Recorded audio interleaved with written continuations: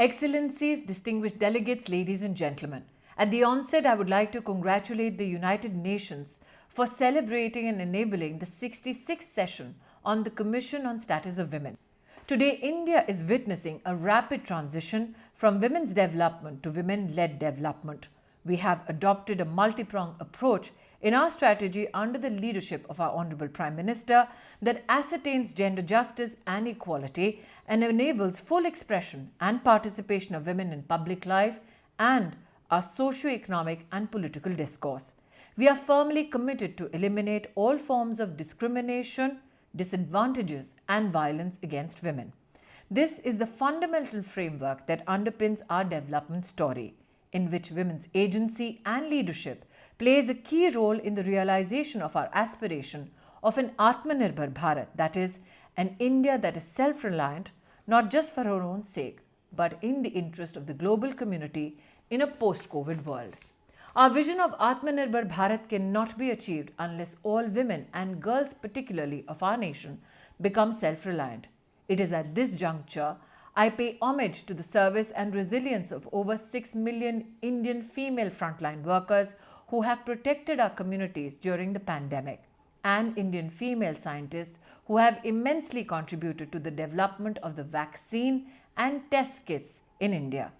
A resurgent India today, ladies and gentlemen, is one where 78.6% Indian women have their own bank accounts, where 43% Indian women either jointly or individually own a house or land, where the sex ratio of females has increased in many Indian states, where 71% Indian women are literate today as compared to 55% a decade and a half ago. Over 50% of those who enroll for medical education in India today are women. Today, more girls in India than boys enroll for higher education. Our gross enrollment ratio for girls has significantly increased, particularly in STEM disciplines, far more compared to many advanced economies in the world. Today, we are witnessing increased presence of women in public life. In the Lok Sabha today, we have since independence the largest contingent of women as Member of Parliament. There are over 1.45 million Indian women who serve as elected representatives in local self-governance bodies. Today, over 900,000 ASHA workers, 1.4 million Anganwadi workers are at the core of delivering key services at the grassroots level.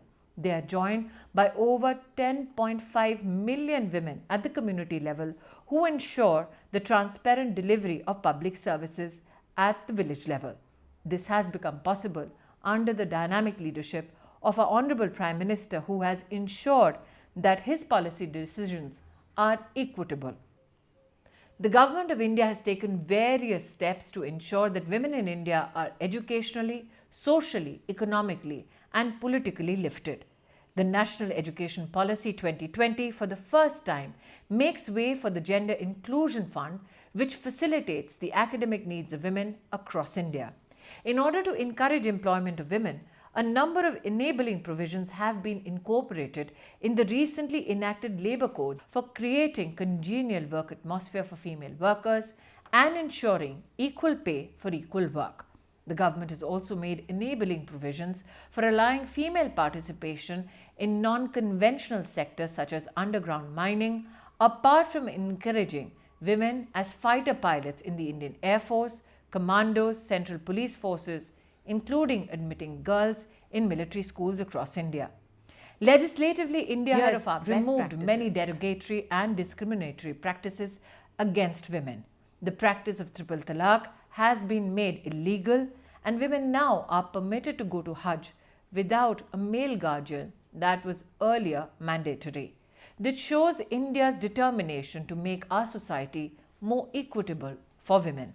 The government has operationalized 704 one-stop centers that are actively extending medical, legal, psychosocial, police and shelter support to women facing violence or distress in an integrated manner under a common roof covering the geographical expanse of India.